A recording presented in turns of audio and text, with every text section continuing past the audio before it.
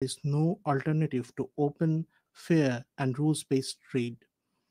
We must also expand the role of social business in global trade. A growing share of development assistance must be directed towards spreading social business worldwide. My generation has witnessed how a system of interdependent economies made conflict too costly and helped preserve peace. Today, more than 120 armed conflicts are raging across the globe. If economic interdependence collapses, these conflicts will only multiply, development will falter, and peace itself will be destroyed. Madam President, the ongoing conflict in our neighboring country, Myanmar, has created a situation of deep concern for the entire region. It threatens not only regional stability, but also the prospects for the safe return of the forcibly displaced Rohingya sheltered in Bangladesh. 8 years on, the Rohingya crisis continues without any solution in sight. Moreover, Bangladesh faces a slow but regular flow of the Rohingyas seeking protection. Evidently, deprivation of rights and persecution of the Rohingya rooted in cultural identity based politics continue in Rakhine. Reversal of the process of marginalization of the Rohingya cannot wait any further. Most of the discriminatory policies and practices that made them vulnerable can be reversed, and remedial measures can be advanced without waiting for a comprehensive national political settlement in Myanmar. There must be a political solution to the problems in Rakhine involving the ethnic stakeholders there so that the Rohingya become part of the Rakhine society with equal rights as equal citizens.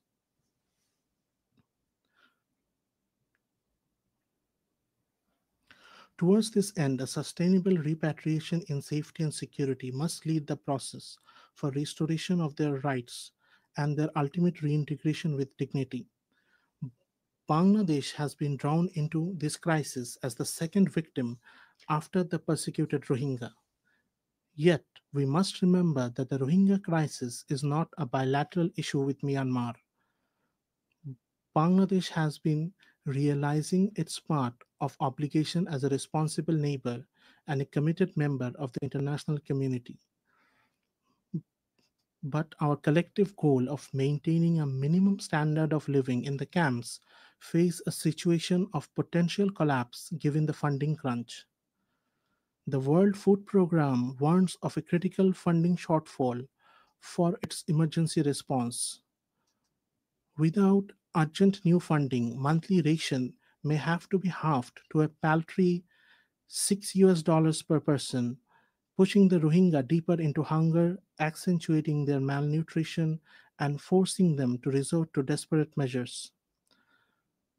Further cuts will no doubt intensify protection and security risks transcending much beyond the camps. Hence, I call upon existing donors and to come forward with enhanced contribution and potential donors to make announcements of generous contribution to prevent this catastrophic situation. The international community, beyond new and enhanced funding for humanitarian assistance, must apply pressure on Myanmar or the non state actor in Rakhine to bring positive changes there and to seek political solutions urgently. The neighboring countries must assume their responsibilities. Bangladesh will remain available for any assistance or contribution needed towards stabilization of Rakhine that the international community collectively agrees. Bangladesh expects that the upcoming high-level conference on 30 September will galvanize global resolve and generate concrete international support for the Rohingya, with the topmost priority of diversified and additional funding. Parallelly, it must agree on a process with time bound deliverables as part of a globally accepted roadmap towards seeking permanent solutions to the Rohingya crisis. Madam President, this year, conflicts have scarred almost every corner of the globe in Europe, in South Asia, and in the Middle East. We live in the most densely populated region of the world. Nowhere else do so many nuclear armed states exist in such close proximity. That is why We in Bangladesh deeply understand the urgency of disarmament and the prevention of nuclear proliferation. We call for the revival of global arms control treaties that have grown weaker with time.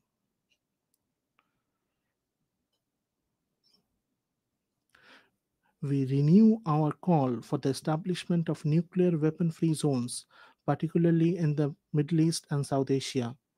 At the same time, we reaffirm the right of every nation to use nuclear energy peacefully with full transparency. As a responsible nation, even before commissioning our first nuclear power plant, Bangladesh this year acceded to the Joint Convention on the Safety of Spent Fuel Management and on the Safety of Radioactive Waste Management under the IAEA. By doing so, we reaffirm our commitment to the highest standards of nuclear safety and transparency. Madam President, I have always spoken the language of hope.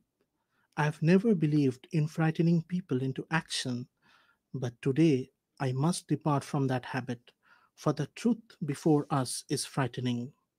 I must warn: extreme nationalism, geopolitics that thrive on suffering of others, and indifference to human pain are destroying the progress humanity has built through decades of struggle. Nowhere is this tragedy more visible than in Gaza. Children are dying of hunger, civilians are being killed without distinction. Entire neighborhoods, including hospitals and schools, are being wiped from the map. We do agree with the UN Independent International Inquiry Commission that we are witnessing a genocide happening live. Unfortunately, on behalf of the humanity, we are not doing enough to stop it. If this continues, neither future generations nor history will forgive us. On behalf of the people of Bangladesh and of conscientious citizens across the world, I once again make a strong appeal. The two state solution must be implemented now through the establishment of an independent state of Palestine with East Jerusalem as its capital.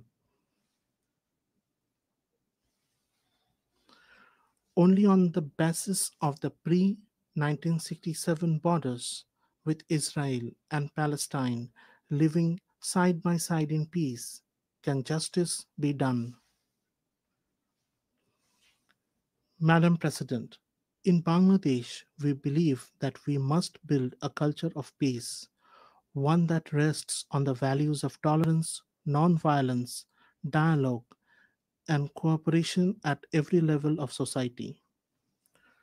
For more than 3.5 decades, Bangladesh has stood among the leading contributors of UN peacekeepers. This is living proof of our enduring commitment to global peace and security. Even today, nearly 6,000 Bangladeshi peacekeepers are serving in some of the world's most volatile regions under the UN flag, and 168 of our peacekeepers have made the ultimate sacrifice in line of duty. Research has consistently shown that UN peacekeeping missions are more sustainable and effective than unilateral interventions. We therefore call for clear and achievable mandates and adequate funding for peacekeeping operations. We must also give the highest priority to the safety of peacekeepers and ensure accountability for crimes committed against them. Bangladesh also actively promotes multilingualism, both at home and internationally, because we believe that linguistic and cultural diversity deepens mutual understanding. In the 21st century, there is no place for hatred, intolerance, racism, xenophobia, or Islamophobia in any society. Yet today, disinformation and hate speech have become matters of grave concern. In the aftermath of the last year's popular uprising in Bangladesh, certain vested groups deliberately spread false narratives and such disinformation continues even now. The problem has been compounded by the deliberate use of fake news and artificial intelligence driven deepfakes, which make the situation even more dangerous. We must work together to confront these distortions before they erode trust among people and weaken the bonds of social harmony. Madam President, one of our top priorities is the empowerment of women. In the words of our national poet Qazi Nazrul Islam, whatever in this world is great, whatever is good and everlasting, half of it has been created by women and the other half by men. In reality, in many important fields today, the contribution of women is greater than half. This month, for the first time, Bangladesh published the Unpaid Household Production Satellite Account. It shows that women perform more than 85% of unpaid care and household work, with a value equivalent to over 16% of our GDP. Despite many obstacles, our girls are succeeding everywhere, from classrooms to boardrooms, from laboratories to sports fields. Recently, our women's football team won a regional championship, qualified for the Inter Asian competition, and inspired millions across the country. My government's efforts to ensure women's safety, dignity, and equal opportunity continue. This year, we celebrate the 30th anniversary of the Beijing Declaration. On this occasion, we have strengthened our commitment to women's empowerment by announcing four national pledges under the Beijing Plus 30 Action Agenda to be implemented in the next 5 years. They include enacting a law to prevent and protect against sexual harassment, recognizing and valuing women's unpaid care and household work, increasing women's participation in politics and public life, and strengthening gender responsive budgeting. Madam President, Bangladesh is committed to regional cooperation based on mutual respect, transparency, and shared prosperity.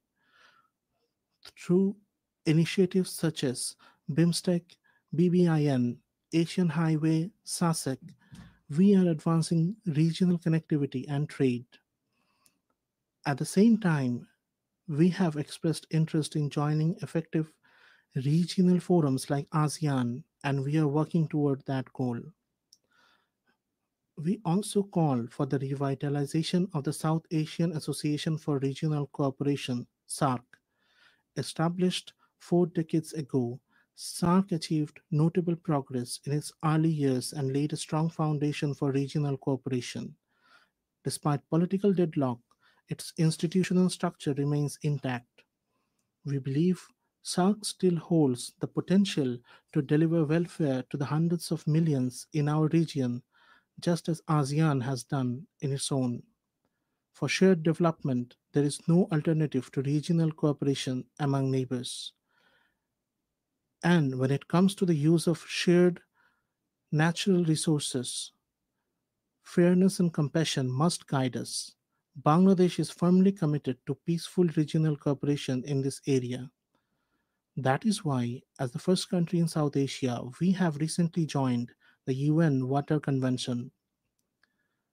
Madam President, centuries of political exploitation, plunder of resources, and structural inequalities have created today's stark realities of uneven development. A decade ago, when we agreed on the 2030 agenda, we were filled with hope that the world would change course and move toward the right path. Yet the reality today is sobering. Progress toward the SDGs has fallen dangerously behind. The gap in development financing continues to grow, while the flow of official development assistance is shrinking. We urge donor countries to reverse this trend and to honor their commitments.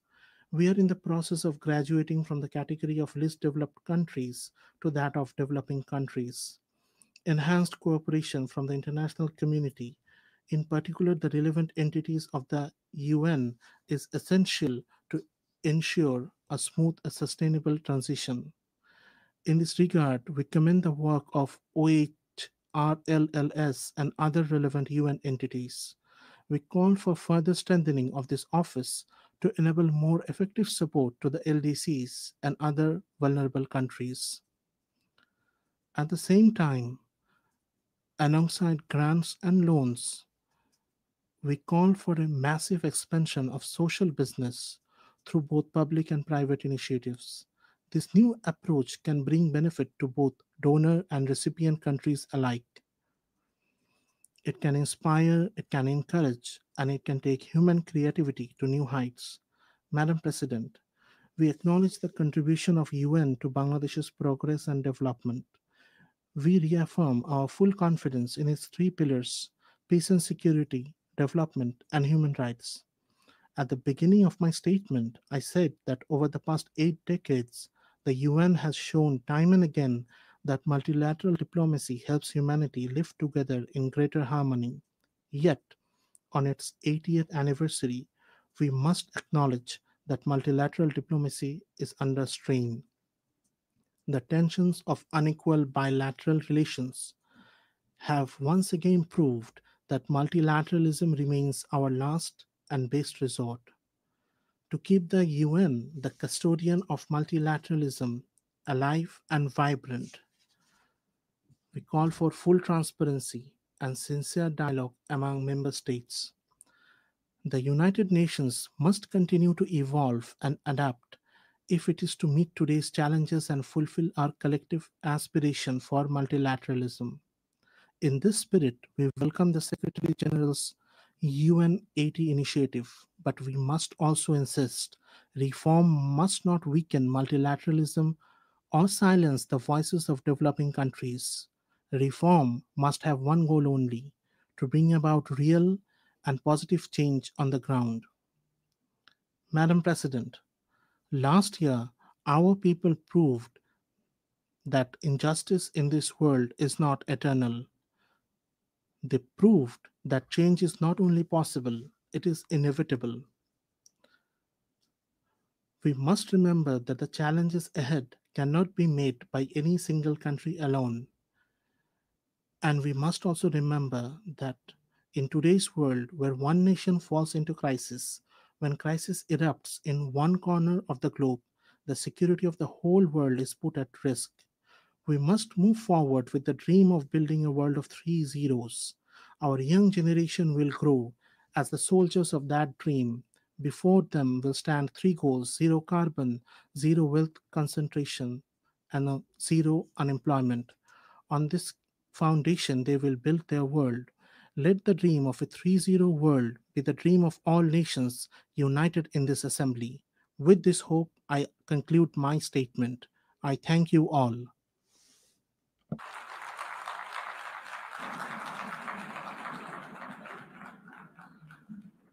On behalf of the Assembly, I wish to thank the Chief Advisor of the Interim Government of the People's Republic of Bangladesh.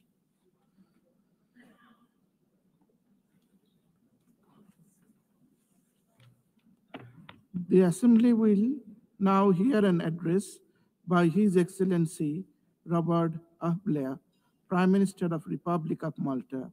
I request protocol to please escort His Excellency and invite him to address the Assembly.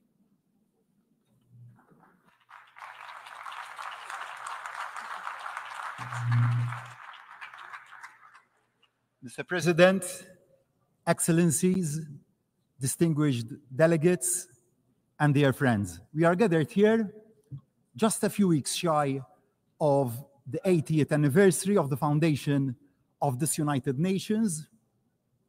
Unfortunately, even a glance at the global headlines is enough to produce the depressing thought that perhaps it should be less of a birthday party and more of a wake-up call.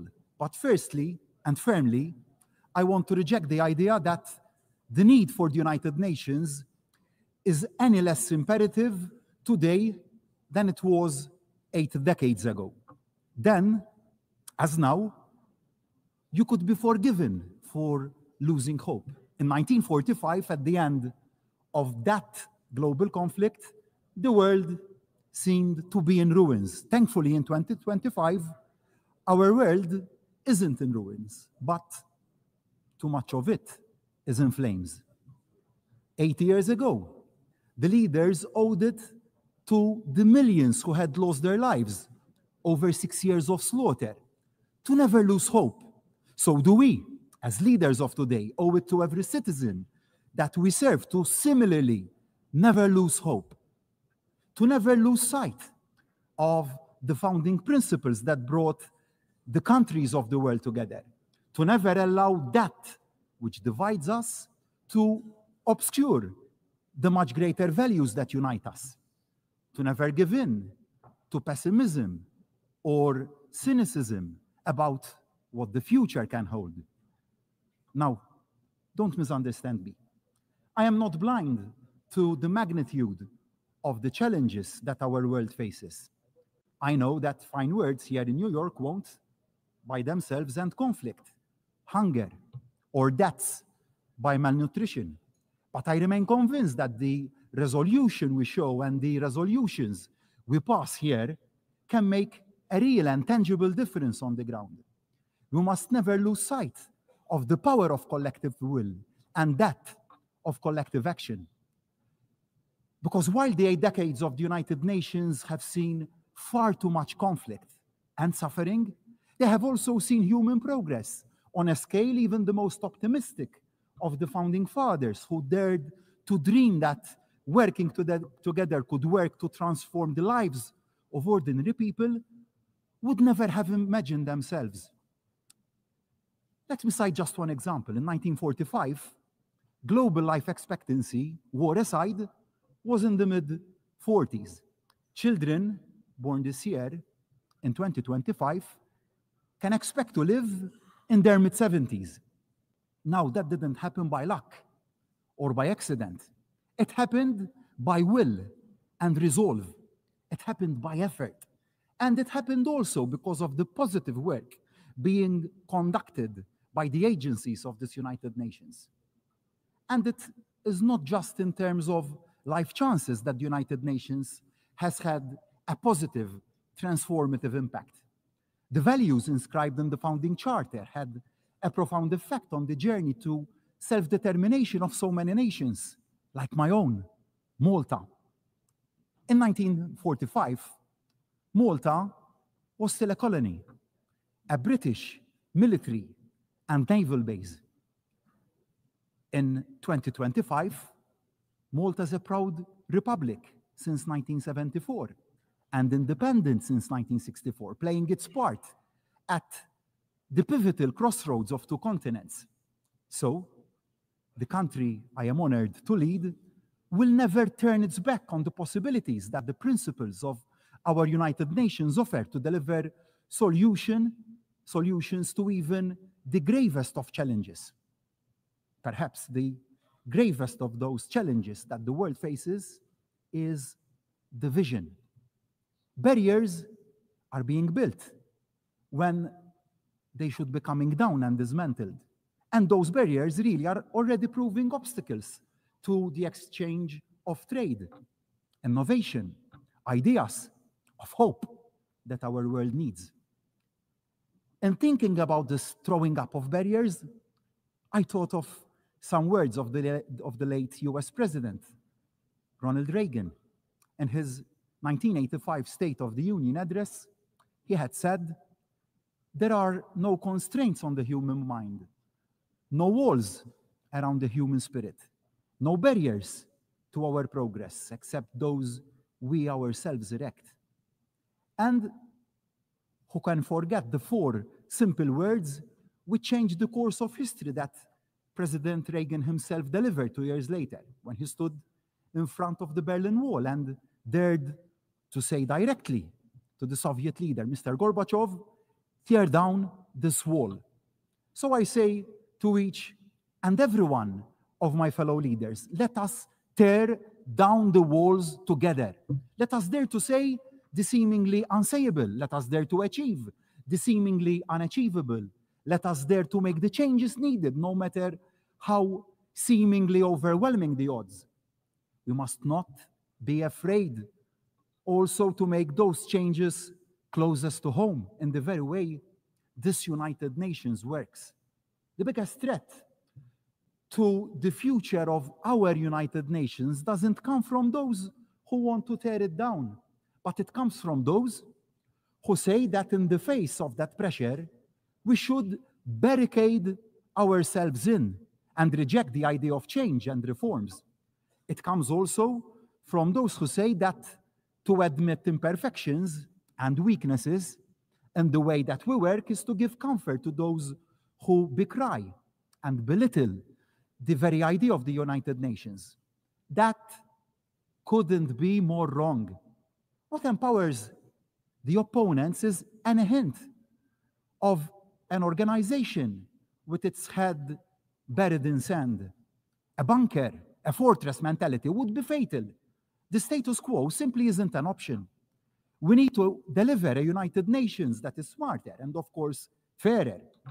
And we need to accelerate the pace of change to do just that.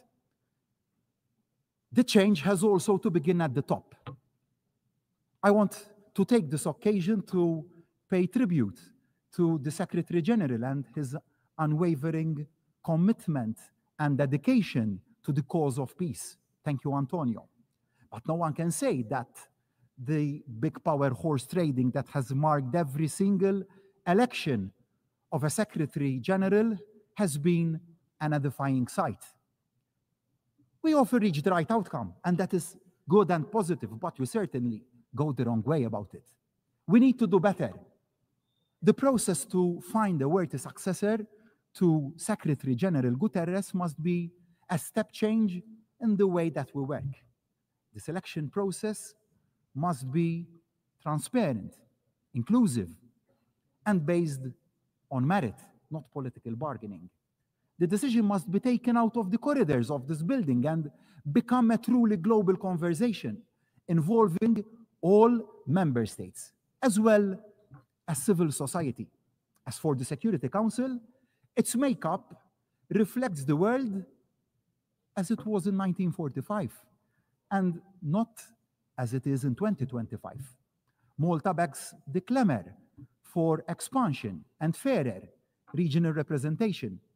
But it isn't just the composition that needs to change. The role of the Security Council needs to be elevated. It must serve as a greater counterbalance to the dominance of the larger powers.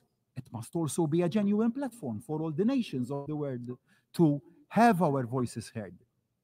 And change needs to come not just to political structures, but to the way the United Nations works all around the world, including in Malta, my country. Citizens are rightly pressing governments to do more with less, better value for money. The United Nations, like any other publicly funded organization, needs to make sure that it ruthlessly focuses not on protecting the way things are not done now, but on the way things can be done differently to deliver better outcomes for the same investment. No area of the United Nations can remain untouched. No vested interest left untackled. United Nations must embrace digital diplomacy for the artificial intelligence age. Every system must be streamlined, every process scrutinized to ensure it delivers for the front line. Every program assessed against its actual impact. We shouldn't be afraid to ensure that the United Nations stops doing things it does badly and starts doing those things it does well, even better and even more efficiently. Too often, global relations, like much of life, can seem merely a numbers game. Of course, the biggest states will always have the loudest voices, and that is understandable. But there can be no doubt that small states and developing countries are often underrepresented and underheard when key decisions are taken and made. Unless our unique experiences are taken into account and our needs, we won't put in place solutions that can actually deliver across the whole world. It is a self-defeating mistake for the big boys club to crowd out the added value that small nations can bring to the table. We bring innovation, credibility, and moral authority to any concerted global action. To exclude the small is to damage the big. We all lose, which is why, although Malta may be one of the United Nations' smallest members in terms of geography, we have always been determined to be one of the UN's biggest voices. Malta remains as committed to the goals of peace, dialogue, diplomacy, and global cooperation as we were on that day in 1964 when we took our seat for the first time in this United Nations. As we've grown as a nation, found our feet on the European and world stage, and developed a fast-growing economy, so too have we found our role in the work of the UN. Small nations, like ours, have to be realistic about how we can add value. But I firmly believe that Malta has a combination of two major factors that makes our country an asset to the global conversation. Firstly, Malta has a deep commitment to the power of multilateral engagement. We bring to the table the recent experience of both chairing the OSCE and serving on the UN Security Council, alongside the insight gained from our current presidency of the Committee of Ministers of the Council of Europe. I am particularly proud that Malta's presidency coincides with the 75th anniversary of the Convention, of the European Convention on Human Rights, rising, like the United Nations, from the ashes of the Second World War, guaranteeing for hundreds of millions of Europeans and other peoples the fundamental human rights for which so many people lost their lives in their fight for them. Secondly, Malta offers a unique platform for peace. We offer a unique mix that leaves Malta particularly well placed to host dialogue and discussions between parties, between countries, no matter how far apart they are. Our geography at the crossroads of two continents, our neutrality enshrined in our constitution, our diplomatic tradition as a respected and knowledgeable fair broker.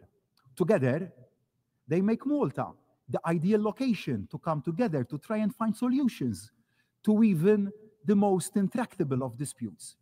So, today, I renew my open offer to the warring parties of the world and those working to bridge those divides. Malta stands ready to welcome you, to facilitate, and to support you in finding ways forward. Now, nobody disputes how deeply entrenched are the barriers to peace, but that doesn't mean that the search for solutions should ever be paused.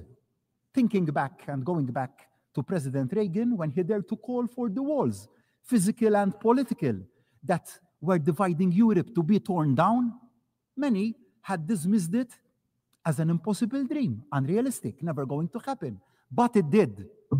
The seemingly intractable Cold War came to an end. As global leaders, we must equally never give up, never say peace can't be achieved, never give in to defeatism, even the most outwardly unresolvable of conflicts. Sadly, on Malta's doorsteps, two such conflicts, wars, are raging: Ukraine and Gaza. The world must not turn its back on either, or tackle them with double standards, as this would undermine our credibility and effectiveness. We must never wring our hands and consign any conflict to the too difficult to deal with pile. It is now 3.5 years since Russia's unprovoked and illegal invasion of Ukraine. Malta remains resolute now as it was then in demanding a lasting and just peace that guarantees Ukraine's sovereignty, This is the only solution which will adhere to the spirit of both the UN Charter and international law. But that can only come about following a full and unconditional permanent ceasefire and the full participation of Ukraine in any future peace talks and decision-taking. Malta stands firmly with our fellow EU members in believing that we must keep the strongest possible pressure on the Russian economy to force the Russian government to see sense and engage in genuine and constructive dialogue. Slava Ukraini. So too, must there be an immediate and permanent ceasefire in Gaza. The suffering of so many thousands of innocent civilians must come to an end now. It must come to an end now. Yes, the remaining hostages must be released immediately by Hamas. International humanitarian aid must be allowed to flow in Gaza without impediment. It is so morally wrong and inhuman that so many innocent people are dying of hunger and severe malnutrition. These atrocities must stop now. We cannot allow the further killing of thousands of innocent people, babies, children, youth, the elderly, and the frail to continue and turn our heads the other way because of improper considerations. We cannot remain silent. Decisive and effective action needs to be taken without any further delay. I cannot